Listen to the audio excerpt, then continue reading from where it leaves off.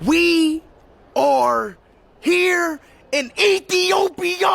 በ2026 ኢትዮጵያ የሚለው ቃል ውዱ ቃል የሚሆን ይመስለኛል። ምክንያቱም ማንኛውም የሶሻል ሚዲያ ኢንፍሉዌንሰር ኢትዮጵያን ብሎ የሚሰራው ቪዲዮ ብዙ ላይክ ያገኛል፣ ቪው ያገኛል፣ ፎሎወር ያገኛል፣ ሰብስክራይብ ያገኛል፣ በአጠቃላይ ገንዘብ ያገኛል። All right guys, the people of Ethiopia, you guys are taking me to where I don't know. You guys are taking me to where I don't know. You show me so much love. You show me so much support. I want to say thank you.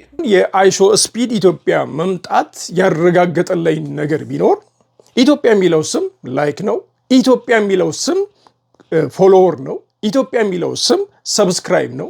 ኢትዮጵያ የሚለው ስም በአጠቃላይ ለሶሻል ሚዲያ አስፈላጊ ናቸው፣ ምሰሶ ናቸው ተብለው የሚታሰቡትን እነዚህ ተከታይ ማግኘት፣ ላይክ ማግኘት፣ ፎሎወር ማግኘት ምናምን የመሳሰሉ ነገሮችን ሁሉ አቅፎ የያዘ ገንዘብ መሆኑን ነው ያረጋገጠልኝ።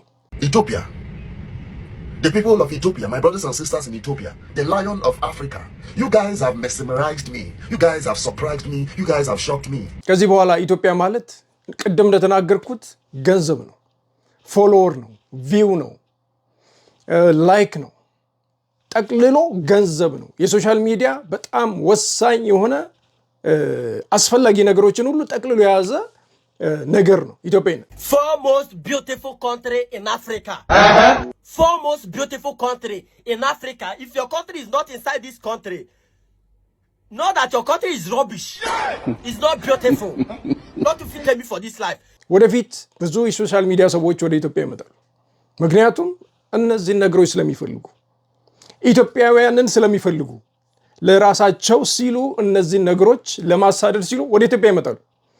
አሁን ራሱ ብዙ ታዋቂ ቲክቶከሮች፣ ሶሻል ሚዲያ ሰዎች እንመጣለን የሚል ነገር እያመጡ ነው። ምክንያቱም ኢትዮጵያ መምጣት ምናልባትም እንዳይሾ ስፒድ እስከ 10 ሚሊዮን ቪው ያስገኛል። ከ200,000 በላይ ሰብስክራይበር በአንድ ቀን ያስገኛል ኢትዮጵያ መምጣት። These 4 countries in Africa are the most beautiful country that I ever known, I ever seen in my life. Not to fit me. Number 1, Ethiopia. Ethiopia is the best and the most beautiful country in Africa. Ethiopia is very beautiful. ይሄ ደግሞ ሊሆን የቻለው ሀገራቸውን በሚወዱ የሀገራቸው ስም ሲጠራ ልባቸው ከሚደነግጥ ሀገራቸውን እጅግ ከሚያፈቅሩ ውድ ኢትዮጵያውያን የተነሳ ነውና በዚህ በጣም ደስ ብሎኛል። ኢትዮጵያውያን እንኳን ደስ ያላችሁ። ኢትዮጵያ የሚለው ስም ልክ እንደ ቡና፣ እንደ ቆዳና ሌጦ ወይም ደግሞ እንደ ሃይድሮ ኤሌክትሪክ ፓወር ለሌሎች የምናቀርበው ሸቀጥ ነው። ይሄን ቃል ስጠቀም ትንሽ ይከብደኛል። ቢሆንም ግን ልል የፈለግኩት ምንድን ነው፣ ሰዎች በአሁኑ ሰዓት ኢትዮጵያን ስም ሲጠሩ ሶሻል ሚዲያ ላይ ብዙ ነገሮችን ነው የሚያገኙት። ሰብስክራይብ ያገኛሉ፣ ላይክ ያገኛሉ፣ ፎሎወር ያገኛሉ። በቃ ለሶሻል ሚዲያ የሚያስፈልጋቸውን ነገር ሁሉ የሚያገኙበት፣ ከዚህ ጋር ተያይዞ ደግሞ ገንዘብንም ጭምር የሚያገኙበት ጉዳይና አጀንዳ ነው። ይሄ ደግሞ አሁንም ልደግመው ፈልገው ይሄ ሊሆን የቻለው ሀገራቸውን በሚወዱ ሀገራቸውን በሚያፈቅሩ የሀገራቸው ስም ሲጠራ ምንም ከማድረግ ወደኋላ በማይሉ ድንቅ ኢትዮጵያውያን ነውና በጣም ይሄንን ነገር ነው የሰሞኑ ሁኔታ ያረጋገጠልኝ። Ethiopia. The Ethiopians, you guys are my people. You guys are the rock of Africa. You guys are the backbone of Africa. In fact, I must come to Ethiopia.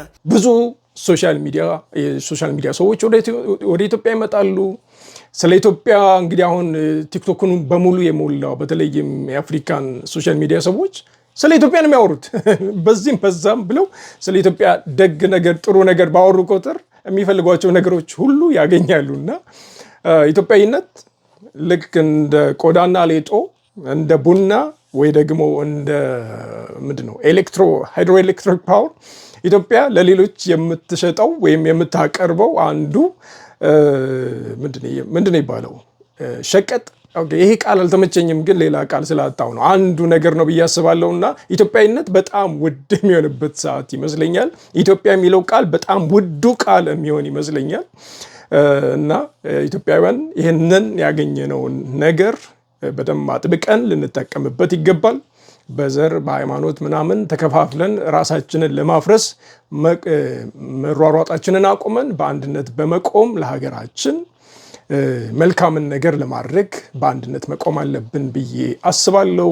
ስለዚህ ኢትዮጵያውያን ይህንን ኢትዮጵያ የሚለውን ቃል በክብር ልንይዘውና ስለ ኢትዮጵያ የሚሰሩ ቪዲዮዎችን ሁሉ ላይክ በማድረግ ሼር በማድረግ ፎሎ በማድረግ ይህንን አሁን ያደረስነውን ደረጃ እጅግ ከፍ በማድረግ በሶሻል ሚዲያ ላይ ትልቅ ቃል ውዱ ቃል እንዲሆን ልናደርግ ይገባል። እግዚአብሔር ኢትዮጵያን በሰላም በፍቅር በአንድነት ይባርክ።